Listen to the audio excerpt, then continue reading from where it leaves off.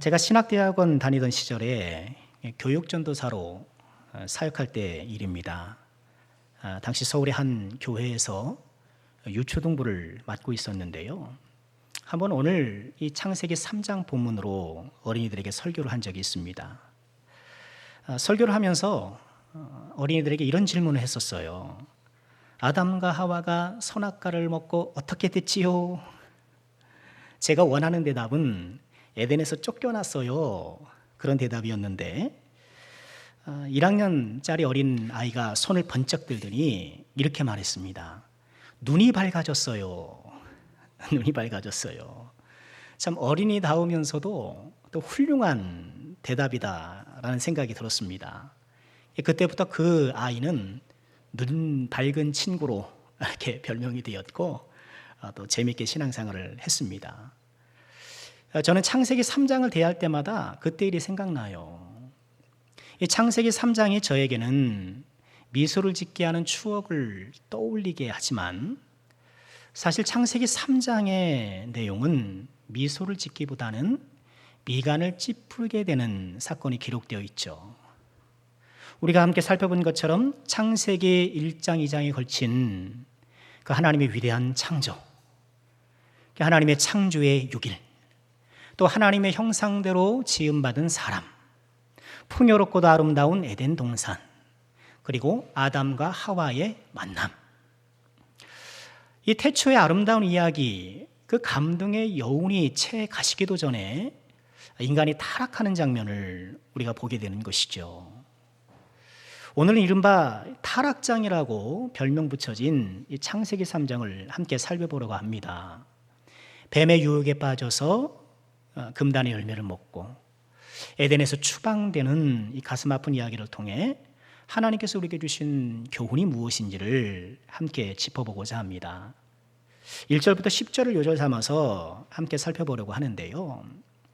자, 오늘 말씀을 통해 하나님께서 우리에게 주시는 첫 번째 교훈은요, 뱀 조심하라는 거예요. 뱀 조심하라. 간혹 등산길에 뱀 조심 편말이 있는 경우가 있잖아요. 뱀 조심은 등산길에서만 할 것이 아니라 우리 믿음의 순례길에서도 해야 돼요. 뱀 조심하세요. 자, 창세기 3장은 우리가 잘 아는 대로 뱀의 등장으로 시작됩니다. 1절에 이렇게 전해주시죠. 그런데 뱀은 여호와 하나님이 지으신 들짐승 중에 가장 간교하니라. 우리는 이 뱀의 정체가 마귀요 사탄이라는 것을 요한계시록 말씀을 통해서 알게 돼요. 옛뱀 곧 마귀라고도 하는 사탄. 지금 뱀으로 나타나지만 그 실체가, 정체가 마귀요 사탄이라는 것을 우리는 잘 알고 있죠. 그런데 창세기 본문 자체는 이 뱀의 정체에 대해서 밝히고는 있지 않습니다. 시종일관 뱀이라고만 나와요. 저는 이것이 성경이 마귀와 사탄을 대하는 기본적 태도라고 봅니다. 그 존재는 인정하지만 그 존재를 크게 부각시키지는 않아요. 왜냐하면 성경은 마귀에 대한 책이 아니라 하나님에 대한 책이기 때문에 마귀나 사탄을 제한적으로 필요할 때만 언급해요. 그렇기 때문에 우리도 신앙생활하면서 어떤 마귀를 너무 과도하게 인식하거나 내 생활 가운데 부각시키는 것은 지양할 필요가 있습니다. 그러니까 기도하면서 아이고 마귀가 나를 방해했다는 둥, 뭐 병 걸렸을 때 아유 병마라는 표현 자체가 나쁜 건 아닙니다만 이렇게 좀 마귀를 자꾸 거론하고 또 귀신을 자꾸 언급하는 것은 좀 바람직하지는 않아요. 또 기독교 이단 일각에서는 이른바 마귀론, 귀신론. 그래서 모든 것이 이제 귀신을 마귀 때문이라고 해서 무릎이 아프면 무릎에 귀신이 들렸다 그러고 뭐 하면 뭐에 귀신이 들렸다고 해서 우리 인생의 불행을 다 이제 귀신과 마귀의 이렇게 원인을 씌워가지고 과도하게 귀신을 인식하며 살아가는 것, 마귀를 너무 지나치게 인지하고 살아가는 것, 이건 바람직하지 않죠. 왜냐하면 하나님께서 우리 삶을 지켜주시고 하나님께서 우리 삶의 주관자가 되시기 때문에 마귀는 존재하나 하나님이 우리를 이끌어 주시는 것이죠. 오늘 이 창세기 3장 1절은 이 뱀에 대해서 두 가지를 얘기해 줘요. 첫째는 여호와 하나님이 지으신 들짐승이라는 것이며 또한 간교하다라는 거예요. 자, 여호와 하나님이 지으신 들짐승, 이 말을 들으면 아이고 하나님 못하러 뱀 같은 것 만들어가지고 세상에 이렇게 꼬이게 만드셨나, 그런 생각을 하기가 쉬운데요. 이 말씀이 담고 있는 의미는 뱀은 하나님과 동등한 존재가 아니라는 것을 보여주는 거예요. 간혹 이 사탄이나 마귀가 마치 하나님과 대등관계에 있는 그런 존재들처럼 생각하는 경우가 있어요. 그래서 이 세상을 하나님과 마귀의 어떤 그런 선악간의 대결, 하나님과 사탄의 대결, 이런 구도로 바라보는 거예요. 그러나 사탄은 결코 하나님의 라이벌이 될 수 없어요. 하나님과 라이벌이 될 수 있는 것이 과연 무엇이 있겠습니까? 그것은 불가능한 일이죠. 우리가 죄인이라 우리 마음속에서 하나님의 법과 죄의 법이 싸우는 바람에 내 마음속에서야 라이벌이 있는지는 모르겠으나 실제로 하나님과 대등한 존재로 하나님과 맞서 싸울 상대가 이웃에 어디 있단 말입니까? 지금 오늘 이 창세기 3장 1절에서 여호와 하나님이 지으신 들짐승이라고 뱀을 얘기하는 것은 비록 이 뱀이 마귀와 사탄이 그리고 활개치면서 설치면서 우리를 괴롭히는 것 같지만 결국 하나님의 손 안에 있는, 하나님의 통제 아래에 있는 그런 존재라는 것, 그것을 보여주는 거예요. 그러니 우리는 어떻게 해요? 마귀를 경계는 하되 너무 두려워할 필요가 없는 거예요. 전능하신 하나님께서 우리를 꼭 붙잡고 계시고 우리를 인도해 주시기 때문인 것이죠. 또 오늘 말씀이 소개하는 이 뱀에 대한 두 번째 표현은 간교하다라는 거예요. 이게 아룸이라는 히브리어인데요. 그런데 이 아룸이라는 이 단어가 잠언이나 다른 구절에서는 영리하다, 현명하다, 슬기롭다, 이렇게 긍정적인 의미로 사용될 때가 있어요. 잠언 12장 23절이 대표적입니다만, 슬기로운 자, 여기서 슬기로운 자가 이 간교하는 것과 똑같은 단어예요. 그러니 문자적으로만 본다면 이 3장 1절을 하나님이 지으신 들짐승 중에 가장 슬기롭다 해도 문법적으로는 틀리진 않아요.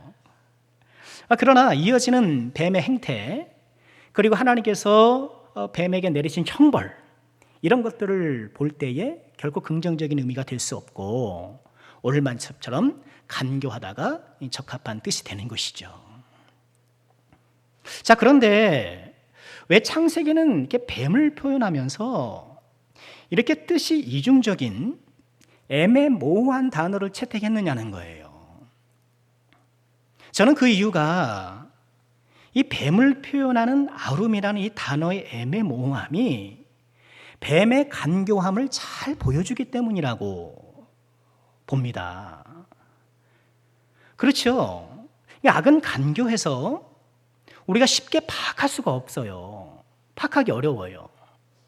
악은 그 악의 민낯을 그대로 드러내기보다는 애매모호하게 다가오는 경우가 많아요.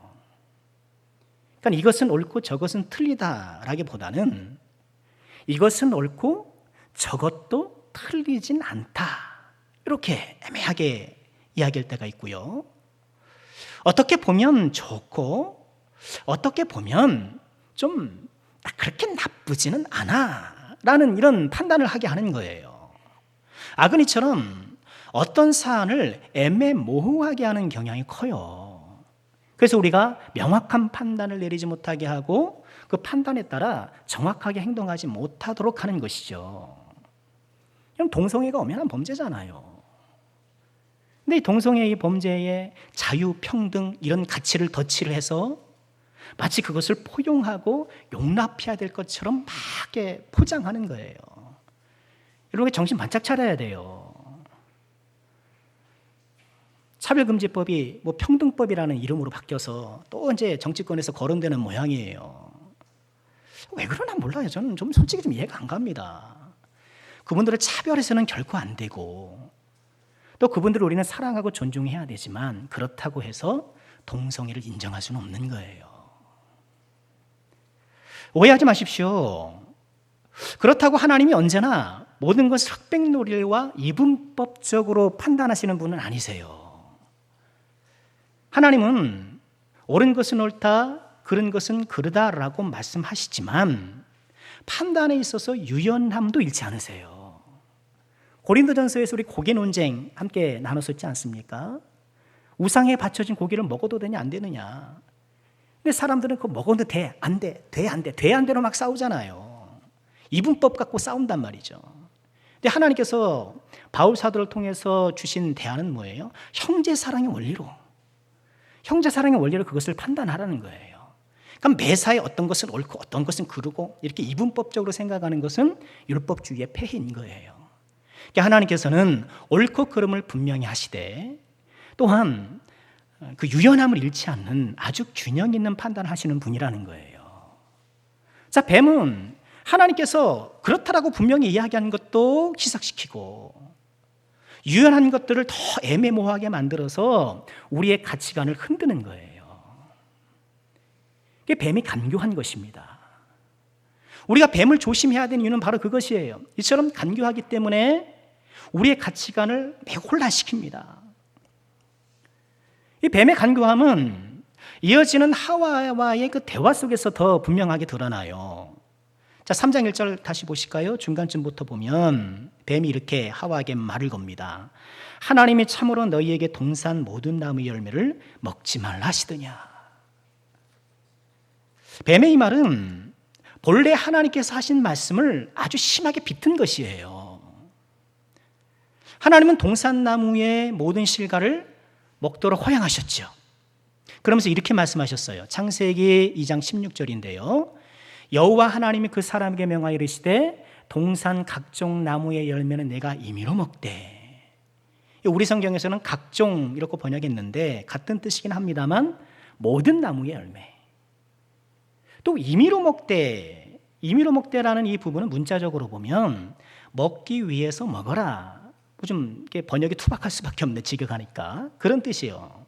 먹다라는 이 동사가 2번이나 반복되어서 사용해요. 먹기 위해서 먹어라. 그래서 우리는 이것을 마음껏 먹어라, 임의로 먹어라. 이렇게 번역을 하고 있는 것인데, 임의로 먹으라 그러니까 이게 한자어를 쓰다 보니까 어딘가 모르게 좀 생동감이 좀 덜 있는 것도 사실이에요. 표준 세번역 성경을 보면 먹고 싶은 대로 먹어라. 이렇게 더 좀 편하게 번역을 했더라고요. 원문에서 먹다라는 단어를 2번 쓴 것처럼 그 번역에서도 먹다라는 말을 2번 써서 먹고 싶은 대로 먹어라. 그래서 이건 뭐예요? 지금 하나님께서는 먹고 싶은 대로 동산의 모든 나무를 마음껏 먹으라 이렇게 자유롭게 관대함을 베푸시는 그런 분이신데, 이런 관대한 하나님인데 이 마귀는, 이 뱀은 이 하나님에 대한 인상을 싹 바꾸어서 관대한 하나님이 아니라 금지하시는 하나님으로 바꾼다는 거예요. 자유롭게 하시는 하나님이 아니라 금지하고 억압하시고 간섭하시는 하나님. 그래서 하나님 생각하면 여러분 어때요? 하나님 떠올리면 괜히 뭔가 좀 마음이 답답하고, 그죠? 뭔가 좀 이렇게 갑갑해지고, 혹시 그런 느낌이 들진 않으세요? 계명 그러면 그냥 넥타이 제가 찾는데요. 뭔가 좀 멍해가 어깨에 딱 얹어진 것처럼 답답한 느낌이 들지 않으십니까? 지금 뱀은 하와로 하여금 또 이 사람들로 하여금 하나님에 대해 부정적 인식을 자꾸 갖게 하는 거예요. 그의 말이 그래요. 그리고 뱀의 간교한 술책은 적중하고 맙니다. 이 뱀의 말을 들은 여자는 잠시 후에 이렇게 대답하죠. 2절이죠. 여자가 뱀에게 말하되 동산 나무의 열매를 우리가 먹을 수 있으나 동산 중앙에 있는 나무의 열매는 하나님의 말씀에 너희는 먹지도 말고 만지지도 말라 너희가 죽을까 노라 하셨느니라. 이렇게 대답을 합니다. 여자의 대답은 축소와 과장으로 점철되어 있어요. 여자는 2절 말씀에 보면 동산 나무 열매를 우리가 먹을 수 있으나, 사실을 이야기한 것 같지만 본래 하나님께서 말씀하신 것 가운데에 각종을 생략시켜요. 모든을 생략시켜요. 하나님은 모든 나무의 열매를 먹으라고 했는데 그냥 나무의 열매를 먹어라, 이렇게만 얘기를 해요. 그러니까 모든을 생략함을 통해서 하나님의 관대하심을 축소시키고 있어요. 또 3절 하반절에 보면 너희가 죽을까 하노라. 하나님 어떻게 말씀하셨나요? 반드시 죽으리라 하셨음에도 죽을까 하노라면서 하나님의 말씀을 죽을 수도 있다는 것으로, 반드시 죽는다는 것을 죽을 수도 있다, 이렇게 축소시켜요. 이렇게 하나님의 말씀을 축소시키는 것과 더불어서 한편 또 과장해요. 3절 보면 이렇게 말씀을 하죠. 하나님 말씀에 너희는 먹지도 말고 만지지도 말라. 하나님 언제 그렇게 말씀하셨어요? 하나님 뭐라고 말씀하셨어요? 먹지 말라고 말씀하셨죠. 먹지 말라고 말씀해. 야, 먹지도 말라고. 무슨 먹지도 말라. 쳐다보지도 말라 그러셨어. 생각도 하지 말라고 그러셨어. 하면서 하나님의 이런 금지를 과격한 금지로 과장시키고 있는 거예요. 그러니까 뱀이 심어준 하나님에 대한 부정적인 인식이 여자 속에 들어갔고 그것이 거기서 또 싹을 틔우면서 자라나기 시작한 거예요. 우리는 이 뱀과 여자의 대화를 통해서 간교한 뱀의 전략이 무엇인지를 보게 되는 거예요. 그것은 하나님에 대해서 부정적 인식을 심어주는 거예요. 하나님에 대해서 또는 하나님이 주신 것에 대해서 부정적인 인식을 계속 심어주고, 그런 부정적인 인식을 통해서 하나님을 원망하고 불평하도록 유도하는 것, 이것이 뱀의 전략이에요. 그건 여전히 오늘날에도 마찬가지예요. 아담, 우리 오늘 읽진 않았습니다만 3장 이후에 나오는 내용 보면 아담이 하나님 앞에 그 죄를 추궁받을 때 어떻게 얘기를 합니까? 하나님이 주신 여자가 먹게 하여 내가 먹었습니다. 그러니까 하나님을 원망하고 하나님이 주신 하와를 원망하고, 이처럼 간교한 뱀의 전략에 말려들어서 하나님에 대해 부정적 인식을 갖게 되고, 그 결과로 인해서 하나님과 하나님의 주신 것에 대해서 원망하고 불평하기 시작한 거예요. 우리로 하여금 이 뱀은, 마귀는 여전히 원망과 불평을 조장해서 기독교 신자가 아니라 원불교 신자, 원망과 불평을 일삼는 원불교 신자로 우리를 계속 유도하는 거예요. 그럼 어떻게 생각하시나요? 지금 아담과 하와가 뱀에 대해, 하나님에 대해서 원망하고 불평하는 것이 가당키나 하나요? 그죠? 지금 우리가 쭉 하나님께서 아담과 하와에게 베풀어 주신 것들을 바라보면 지금 이 뱀에게 홀가닥 넘어가가지고 하나님을 원망하고 불평하는 것이 가당하느냐는 거예요. 그렇지 않죠. 그 하나님께서 베풀어 주신 걸 생각하면 어떻게 하나님을 원망할 수 있고 어떻게 하나님께 불평할 수 있단 말입니까? 그런데 문제는 우리도 별반 다르지 않을 수 있다는 거예요. 우리는 에덴 동산에서 아담이 받았던 것보다 더 큰 것을 받았어요. 에덴 동산의 아담은 하나님이 지으신 창조 세계를 선물 받았지만, 우리는 그 창조 세계를 창조하신 하나님 자신을 선물로 받았어요. 하나님께서 자기 자신을, 독생자 예수님을 우리를 위해 보내주셨어요. 이 우주보다 훨씬 큰 존재잖아요. 그분이 오셔서 우리가 감당해야 될 모든 형벌들을 감당하시고 구원해 주셨어요. 우린 에덴 동산의 아담보다 훨씬 큰 것을 받은 사람들. 그러니 더 큰 것을 받은 우리가 하나님께 원망을 하고 하나님께 불평을 하고 하나님에 대한 부정적인 인식에 사로잡히긴가? 이런 건 가당치 않은 거예요. 이런 뱀 조심하시길 바랍니다. 어떤 뱀이에요? 계속 우리 마음속에 하나님에 대해 부정적인 인식을 갖고 내 삶에 대해서, 하나님에 대해서 계속 원망하게 하고 불평하게 하는 우리 마음속에 뱀을 조심하셔야 돼요. 뱀 조심하세요. 자, 오늘 말씀이 우리에게 주시는 두 번째 교훈은 눈을 밝게 하는 것은 따로 있다는 거예요. 눈을 밝게 하는 것은 따로 있어요. 안타깝게도 이 하와가 이 뱀의 전략에 말려들었죠. 홀딱 넘어가요. 여자가 홀딱 넘어온 것을 확인한 뱀은 이제 노골적으로 거짓말을 해요. 본색을 드러내는 거죠. 4절에 이렇게 뱀이 이야기합니다. 뱀이 여자에게 이르되 너희가 결코 죽지 아니하리라. 하나님은 반드시 죽으리라. 뱀은 이것을 확 뒤집어서 결코 죽지 아니하리라. 노골적인 거짓말을 해요.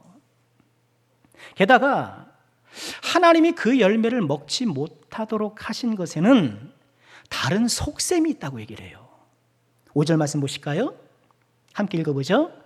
너희가 그것을 먹는 날에는 너희 눈이 밝아져 하나님과 같이 되어 선악을 알 줄 하나님이 아십니다. 야, 그거 못 먹게 한 거 다른 속셈이 있는 거야. 너희가 하나님처럼 될까 봐 하나님이 못 먹게 하신 거야. 겉으로는 모든 나무 열매 다 먹으라고 섬쓰는 척하지만 사실 자기 혼자 하나님의 영광을 독차지하려고 그런 이기적인 마음에서 너희를 속인 거야. 한마디로 하나님께 너 속은 거야 이렇게 얘기하는 거예요. 여러분 이 말이요, 당신 속은 거야, 이 말이 굉장한 파워를 지니고 있어요. 그러니까 우리 인간관계 속에서도 아유 당신 속았어 이런 얘기를 들으면 그렇지 않다는 것을 뻔히 알면서도 굉장히 마음이 언짢고 혼란해지기 쉬워요. 그러면 그렇지 않습니까? 그럼 내가 멍청해서 속았나? 그러면서 막 본인에 대해서 좀 부정적으로 얘기하는 것 같으니까 또 기분 나쁘고. 당신 속았어. 그 말을 들으면 나도 모르게 의심의 구름이 뭉게뭉게 피어오르는 그렇게 되는 거죠. 뱀이 그걸 노린 거죠. 너 하나님께 속았어. 속고 있는 거야. 더 이상 바보처럼 굴지 말고 얼른 따먹어. 얼른 먹어. 하나님처럼 돼. 눈이 밝아진다는 건 그런 거잖아요. 시선이 확 열리고 지혜가 확 열려서 제대로 본다는 것 아닙니까? 너 선악과를 먹어. 그러면 제대로 볼 수 있을 거야. 지금 하나님 말씀에 네가 갇혀가지고 하나님이 좀 주신 선물에 네가 취해가지고 지금 뭘 모르는데 선악과를 먹어봐. 그래야 네가 제대로 볼 수 있어. 세상이 제대로 보일 거야. 리차드 도킨슨의 만들어진 신이라는 책이 있죠. 이 책의 원 제목은 The God Delusion, 신이라는 망상이에요. 신이라는 망상. 그는 이렇게 얘기해요. 한 사람이 망상에 시달리면 정신이상이라고 하지만 다수가 망상에 시달리면 종교라고 한다. 망상이라는 거예요. 망상, 허상. 이런 신이라는 망상에서 벗어나야 세상을 제대로 본다는 거예요. 눈이 밝아진다는 거죠. 선악과를 따먹지 말라 이런 뭐는 하나님 그런 말도 안 되는 소리에 너 사로잡히지 말고 저거 먹어봐. 눈이 열릴 거야. 세상이 제대로 보일 거야. 오히려 하나님 말씀 아래 살아가는 사람들, 그런 사람들을 눈먼 사람이라 그래요. 이런 세상 사람들이 오늘 교회를 향해서 다 그렇게 얘기하지 않습니까? 아이고 저 사람들 이 시간에 저기 가서 뭐하고 앉았는 거야. 그 아까운 돈을 저기다 바치고 있네. 예수 믿는 사람들 이해할 수가 없어. 이해할 수가 없어. 언제 때 신을 지금 믿고 있는 거야. 지금 세계가 21세기에 어떤 시대인데.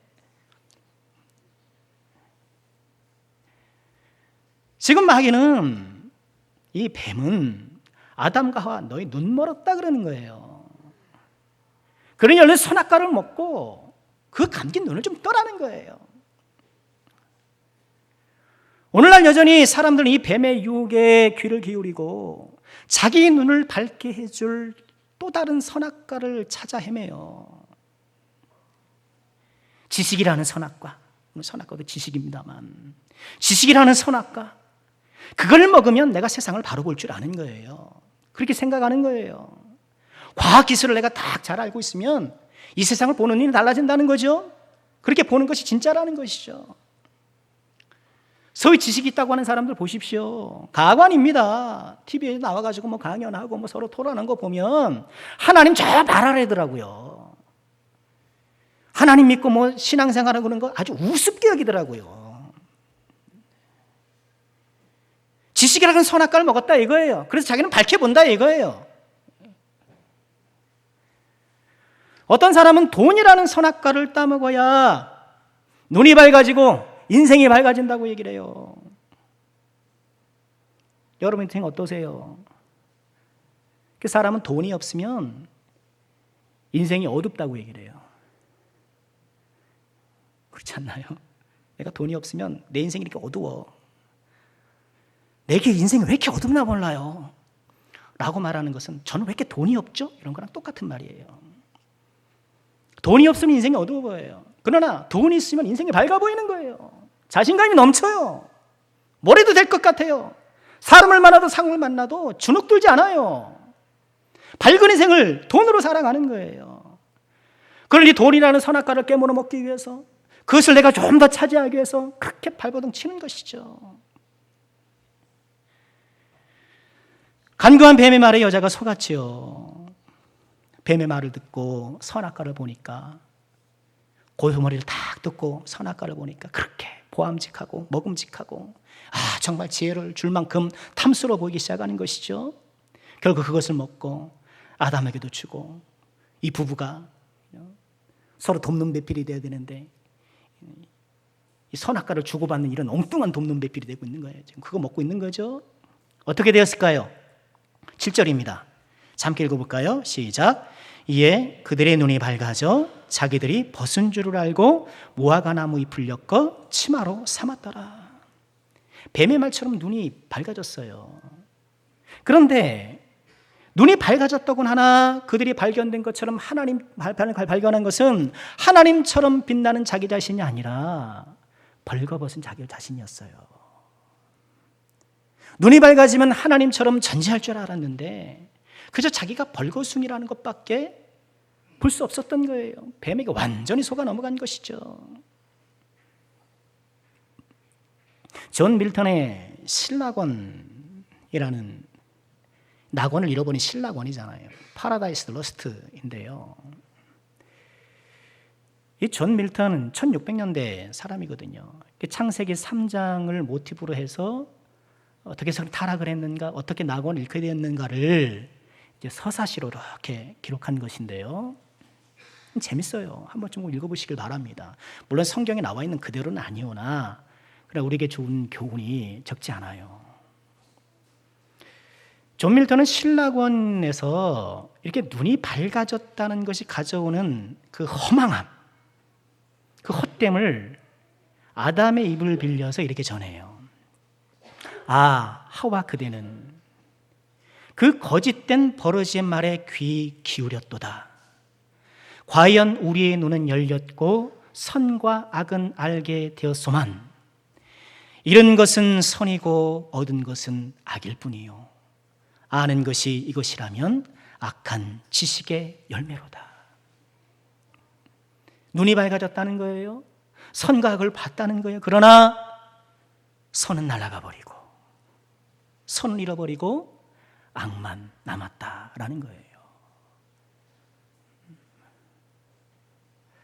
성경에서 이 벌거벗음은 수치와 부끄러움을 상징하는 표현이에요. 또 실제로 그렇죠. 수치심을 주려면 벗겨요. 전쟁에서 포로를 사로잡으면 또 상대 어떤 우두머리를 잡으면 옷을 벗겨서 아주 망신을 주는 거예요. 모욕을 주는 것이죠. 그리고 끌고 가죠. 창세기 2장 25절에는 아담과 하와가 벌거벗었으나 부끄러워하지 않았다. 이야기는 아담과 하와가 완전한 용납 관계에 있었다. 그런 의미예요.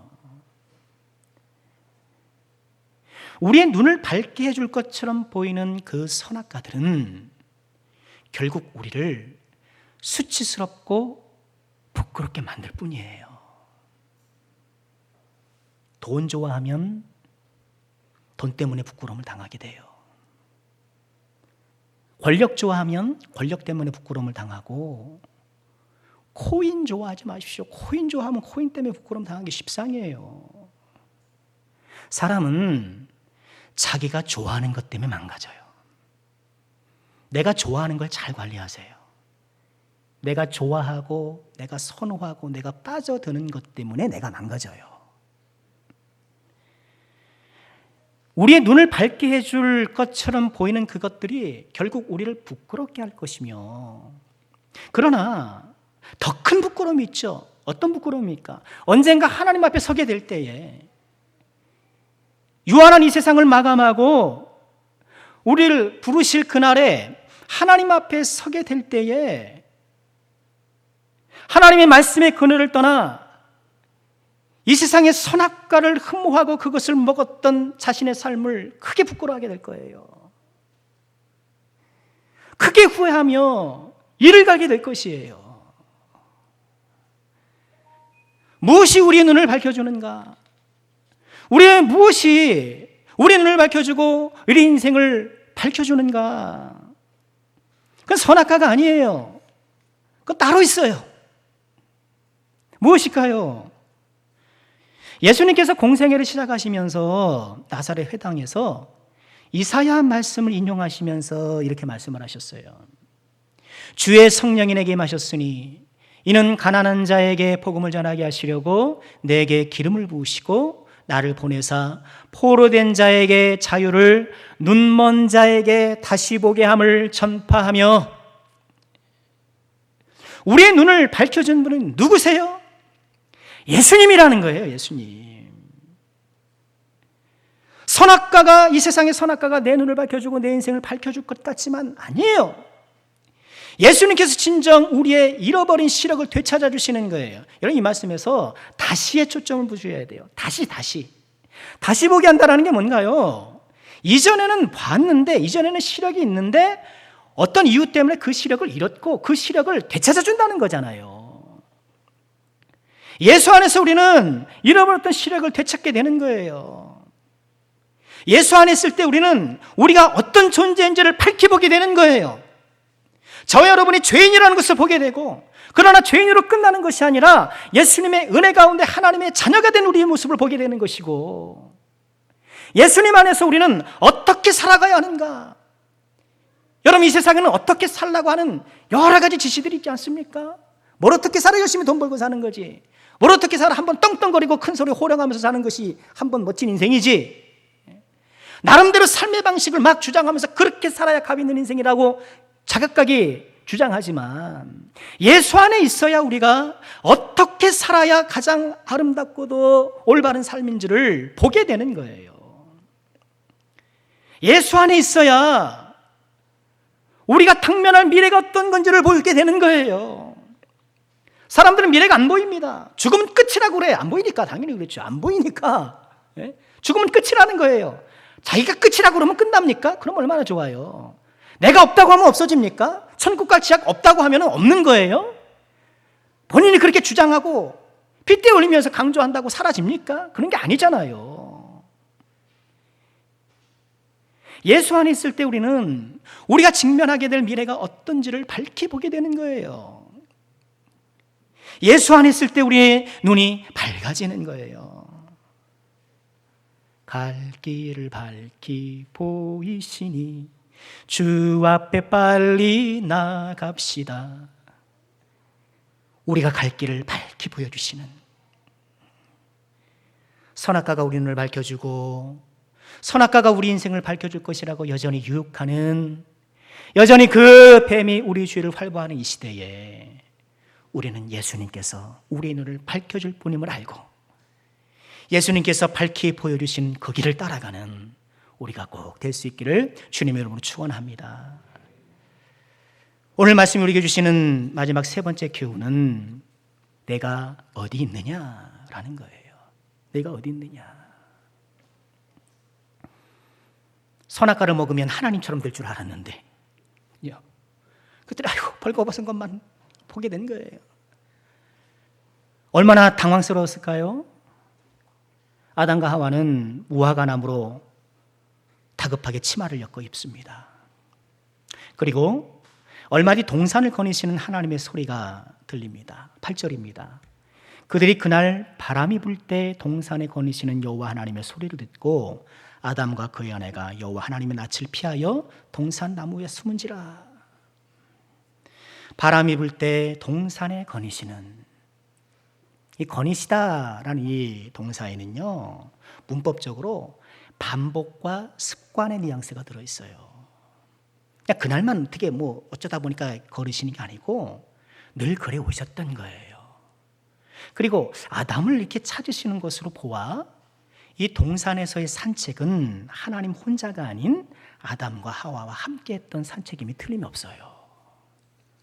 그런데 어찌된 일인지 아담이 늘 약속된 그 시간에 나오지 않는 거예요. 여호와 하나님이 아담을 부르시죠. 9절 말씀이죠. 아담아, 내가 어디 있느냐? 내가 어디 있느냐? 근데 하나님이 지금 아담이 어디 있는지 몰라가지고 숨바꼭질 하느냐고 물으시는 건 아니잖아요. 왜 숨었니? 이렇게 물으시지 않고 어디 있니? 라고 물으심을 통해서 아담이 스스로 자기 모습을 드러낼 기회를 주고 계시는 거예요. 내가 어디 있느냐? 지금 이렇게 물으시는 하나님의 마음이 어땠을까요? 하나님의 얼굴을 피해서 숨어버린 아담과 하와. 저는 내가 어디 있느냐라는 이 구절이 성경에서 가장 가슴 아픈 구절이라고 봐요. 예수님께서 십자가에서 엘리 라마 사박다니, 나의 하나님 어찌하여 나를 버리셨나이까? 하나님께서 십자가상에 못 박혀 있는 예수님을 외면하고 돌아섰잖아요. 그 하나님의 뒷모습을 보고 오열하신 거예요. 지금 사랑하는 아담이 하나님을 피해 숨었어요. 사랑하는 사람이 나를 피해 숨는다. 여러분, 그 아픔은 경험하지 못한 사람은 알기 어려워요. 내가 어디 있느냐? 내가 어디 있냐? 이것은 아담뿐만 아니라 저 여러분을 포함한 모든 사람을 향한 하나님의 질문인 거예요. 성경 66권이 우리에게 던지는 궁극적인 질문, 내가 어디 있느냐? 너 지금 어디 있느냐? 내가 지금 이스라엘 그곳에 지금 있느냐? 내가 어디 있냐라는 이 질문에 우리는 늘 대답할 준비를 하고 살아야 되는 거예요. 아담이 하나님과 약속했던 그 시간, 그 동산에 있어야 했던 것처럼 우리 역시 마땅히 있어야 될 자리에 있어야 하는 거예요. 하나님과 동행하는 그 예배의 자리, 여러분, 나는 그 자리를 잘 지키고 있나요? 하나님과 대화했던 그 기도의 자리, 나는 그 자리를 잘 지키고 있는가? 혹시 나는 하와가 뱀의 유혹을 받던 그 자리, 즉 하나님과 하나님께서 주신 것에 대해 원망하고 불평하는 그 자리에 있는 것은 아닌가? 혹 하나님의 말씀은 뒷전으로 몰린 채 내 눈을 밝게 해줄 이 세상의 선악과 나무그늘 아래서 입을 벌리고 있는 것은 아닌가? 먹음직도 보암직도 지혜롭게 할 만큼 탐스러워 보이는 그런 세상 매력에 빠져가지고 하나님이 정해놓으신 경계선 너머를 기웃기웃거리고 있는 것은 아닌가? 여러분, 안 됩니다. 기웃거리지 마십시오. 여러분에게 허락된 게 아니에요. 우리가 있어야 할 자리는 원망과 불평의 자리가 아니라 감사의 자리, 선악과 나무 아래가 아닌 하나님의 말씀 아래, 지금 내가 어디에 있는가? 우리가 마땅히 있어야 될 그 감사의 자리에 있을 때에 우리가 하나님 앞에 찬양하며 영광된 삶을 살 수 있고, 우리가 하나님 말씀의 그늘 아래 있을 때에 우리 자신과 이 세상과 하나님에 대해서 밝혀볼 수 있게 되는 거예요. 지금 내가 어디 있습니까? 요즘 나의 자리는 어떤 자리입니까? 내가 마땅히 있어야 할 그 자리가 어디인지를 다시 한번 헤아리시고 그 자리로 나아가시길 바랍니다. 하나님과 함께하던 그 자리로 다시 한번 돌아가시기를 바랍니다. 말씀 마치겠습니다. 위에서 잠시 인용했던 그 존 밀턴의 신라권에 보면 이런 이야기가 나와요. 사탄이 하와를 유혹하는 도구로 왜 뱀을 선택했을까? 여러분, 우리가 그런 게 궁금할 수 있잖아요. 근데 성경은 뭐 그런 걸 얘기를 안 해주잖아요. 그러니까 아마 그 당시에 사람들도 그렇고 이 신라권을 기록했던 밀턴도 그랬고 그게 궁금했던 모양이에요. 거기에 대해서 이렇게 얘기를 해요. 사탄은 자기 관계에 알맞는 도움이 될 만한 존재를 막 찾아요. 짐승들을 막 살펴봐요. 근데 짐승 가운데 가장 교활한 뱀을 발견해요. 그 뱀을 자신의 음흉한 유혹을 숨길 소악마로 결정해요. 내가 저거 사용해야지. 그러면서 이렇게 얘기해요. 교활한 뱀에게 어떤 술책이 있다 해도 의심할 자 없을 것이다. 그 천성의 기지와 교활의 탓으로 볼 것이기 때문이다. 그러나 다른 짐승에게서 그런 것을 보면 악마의 힘이 그 몸 안에서 작용하고 있다는 의심을 받게 되리라. 이게 무슨 얘기냐면 뱀을 선택한 이유가 그렇다라는 거예요. 뱀이 본래 교활하기 때문에 다른 짐승이라면 이렇게 뱀처럼 말하면은 쟤가 왜 저러지? 하고 의심받을 것이지만 뱀은 본래 교활하기 때문에 그렇게 말해도 아무도 의심하지 않을 거라는 거예요. 아주 흥미로운 해석이죠. 흥미로운 해석이에요. 한마디로 뱀이 사탄의 도구가 된 것은 뱀이 그럴만했기 때문이라는 거예요. 본래 교활하니까 마귀가 들어가도 아무도 의심한다는 거예요. 저는 원래 교활하니까 그렇다는 거예요. 뱀이 그럴만했기 때문이라는 거예요. 뱀이 사탄의 도구가 될 만했던 것처럼 혹시 우리에도 이런 잘못된 도구가 될 만한 것은 아닐까요? 만일 내가 여전히 하나님과 하나님이 주신 것에 대해서 원망과 불평을 일삼고 있다면, 또 내 눈을 밝게 해줄 이 세상의 선악과를 찾아서 여전히 헤매고 있다고 한다면, 내가 마땅히 있어야 될 그 자리를 떠나 엉뚱한 곳을 배회하고 있다고 한다면 우리 역시 뱀처럼 마귀가 사용하기 적절한 도구가 되는 건지도 모릅니다. 지금 내가 서 있는 곳을 점검합시다. 감사의 자리로 나아갑시다. 믿음의 자리로 나아갑시다. 주님이 기대하시는 그 자리로 나아가서 내가 어디 있느냐 주님 말씀하실 때에 주님 제가 여기 있습니다. 나를 사용하소서 손들고 주 앞에 나가는 우리 모두가 됩시다.